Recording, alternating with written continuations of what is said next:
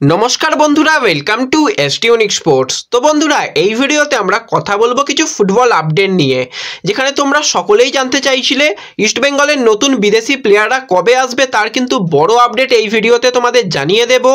ডেভিডকে নিয়ে তোমাদের মনে যে প্রশ্নগুলো রয়েছে সেই জিনিসগুলোও কিন্তু আজকে ক্লিয়ার করে দেব।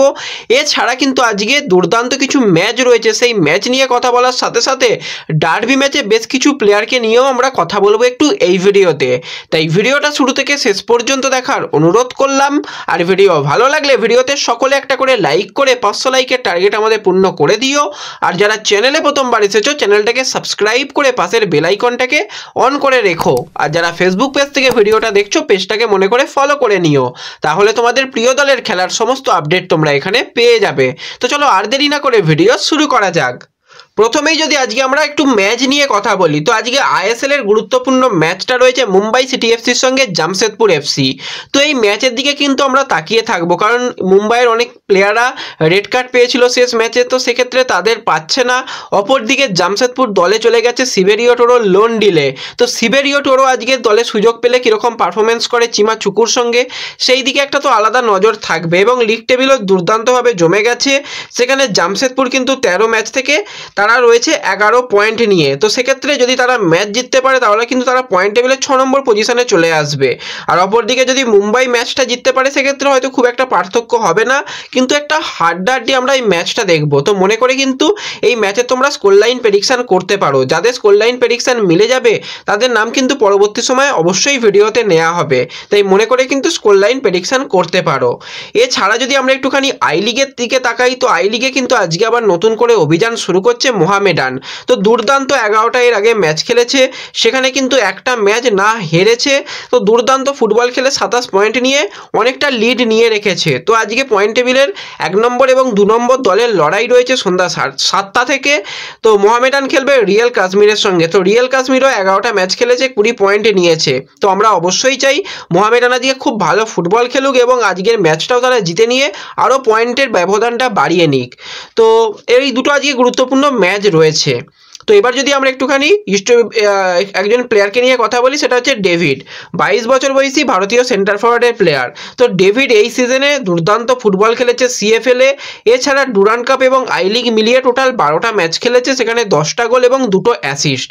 তো এই ডেভিডকে নেবার ব্যাপারে তো অনেক দিন ধরেই ইস্টবেঙ্গল চেষ্টা করছে, এবং তোমাদের কয়েকদিন আগেই জানিয়ে দিয়েছিলাম, ফেসবুক পেজেও শেয়ার করে দিয়েছিলাম যে ডেভিডের সঙ্গে কিন্তু প্রি কন্ট্যাক্ট সাইনটাকে কমপ্লিট করে ফেলেছে ইস্টবেঙ্গল।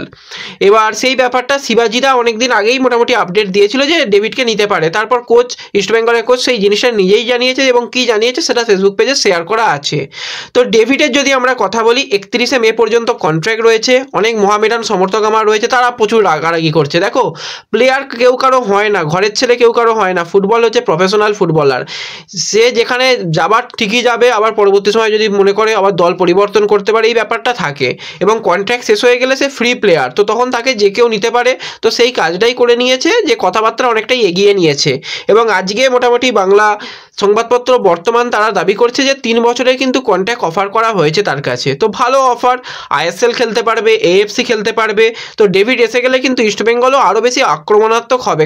এছাড়াও কিন্তু ইস্টবেঙ্গল দলে বর্তমানে কিন্তু ভালো ভালো প্লেয়ার রয়েছে, সায়ন ব্যানার্জি, বিষ্ণু, এরা রয়েছে। এছাড়া অভিষেক কুঞ্জাম, তারাও কিন্তু একটা স্টার প্লেয়ার, তারাও কিন্তু সিএফএলে খুব ভালো ফুটবল খেলেছে, সেটাও মাথায় রাখতে হবে।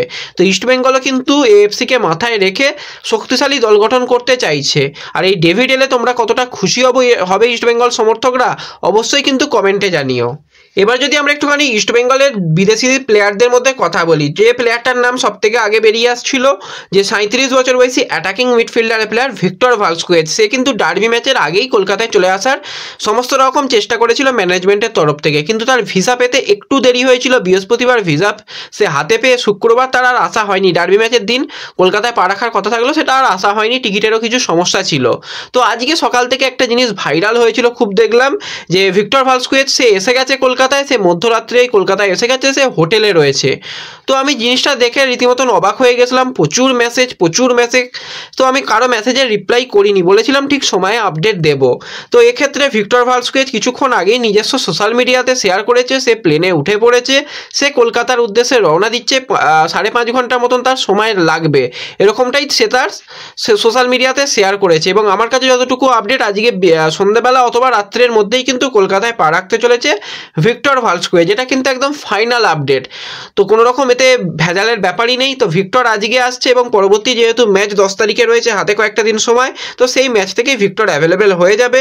আর এক বিদেশি প্লেয়ার ব্রাউন কবে আসবে তার আপডেট এলে ঠিক সময় মতন জানিয়ে দেবো। একটু অপেক্ষা করো আর একটু ভরসা রাখো, তাহলেই কিন্তু সমস্ত আপডেটই তোমরা জানতে পেরে যাবে। তো এরপর যদি আমরা একটুখানি কিছু প্লেয়ারকে নিয়ে কথা বলি, ডার্বি ম্যাচে ইস্টবেঙ্গলের সমস্ত প্লেয়াররাই নিজেদের সেরাটা দিয়ে ফুটবল খেলেছে। তার মধ্যে 4 জন প্লেয়ারের মধ্যে কিন্তু তোমরা ভোট করতে পারো। সেখানে জোসে অ্যান্টো পার্দো, অজয় ছেত্রী, নাওরেম মহেশ এবং মোহাম্মদ রাকিব, এই 4 জন প্লেয়ার কিন্তু খুব ভালো ফুটবল খেলেছে। এবং আমি বলবো পার্দোর কথা, পার্দো যেভাবে কালকে পরিশ্রম করেছে, পার্দোর থেকে এতটা আশা কেউ করেছিল বলে তো আমার মনে হয় না। অজয় ছেত্রীর উপর আশা করেছিল, সৌভিকের জায়গায় অজয়কে নামানো হয়েছে, তো সেক্ষেত্রে তাকে ভালো ফুটবল খেলতে হতো, সেই কাজটা করেছে। আর মহেশকে নিয়ে নতুন করে বলার নেই, সে তো সবসময়ই বড় প্লেয়ার। এবং রাকিবও কিন্তু দিনে দিনে যেভাবে নিজেকে তৈরি করেছে, অন্যতম একটা সেরা সম্পদ ইস্টবেঙ্গলের হয়েছে। তো সেক্ষেত্রে এই 3 প্লেয়ার ঠিক আছে, আমার কাছে অন্তত কিছুটা এগিয়ে পার্দো কালকে যা পারফরমেন্স দিয়েছে। তো তোমরা কিন্তু তোমাদের পছন্দের প্লেয়ারকে ভোট করতে পারো, তার জন্য ফেসবুক পেজে জয়েন হয়ে যাও, সেখানে আমি লিঙ্ক শেয়ার করে দেবো। সেখান থেকে গিয়ে তোমাদের পছন্দের প্লেয়ারকে ভোট দিয়ে এই বড় পুরস্কার জেতাতে পারো। এছাড়া ক্লেটন সিলভা কালকে জন্মদিনের দিন গোল করে সে নিজে খুশি হয়েছে এবং আরও পরবর্তী সময় গোল করতে চায়, 1 পয়েন্ট নয় 3 পয়েন্ট পেয়ে কিন্তু খুশি হতে চায় ক্লেটন সিলভারা। তো এই ভিডিওতে এই কয়েকটাই ছোট্ট আপডেট তোমাদের সঙ্গে শেয়ার করার ছিল। ভিডিও ভালো লাগলে ভিডিওতে লাইক করে দিও, চ্যানেলে প্রথমবার এলে চ্যানেলটাকে সাবস্ক্রাইব করে দিও, ফেসবুক পেজ থেকে ভিডিও দেখলে পেজটাকে ফলো করে নিও, আর ভিডিও সকলের সঙ্গে শেয়ার করে দিও।